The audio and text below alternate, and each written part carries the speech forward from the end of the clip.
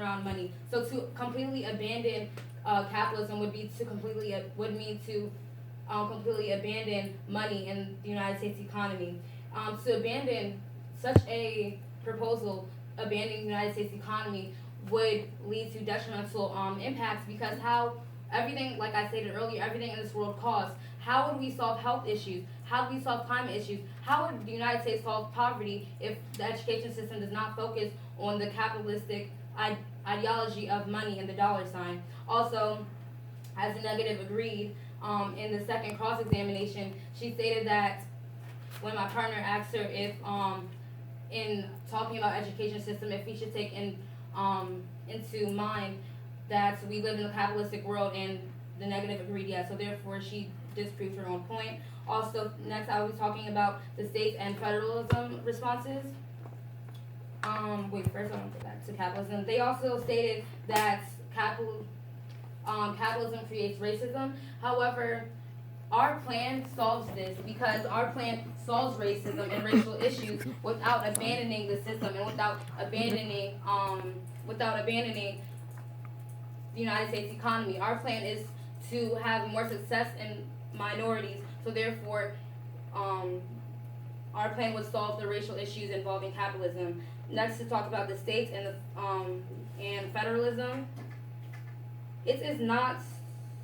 They talked about how federalism is racist because there's not a standardized system of education. However, we talked about how the federal government is simply allocating and regulating a certain amount of money given to the state government, and the state government, therefore, once they receive this money, has the power of dictating what schools need the money, and what amount of money would be put into these schools and where it would be put into these schools. So therefore, there would not be one system and one standardized set of education with our plan, because they still, at the end of the day, have power in dictating where exactly this money's going. The federal government would simply be saying, for example, put more money into improving the quality of these schools, and the states would therefore determine the schools who necessarily need an improvement of quality. So therefore, the states and federalism dissad are therefore irrelevant when it comes to our plan.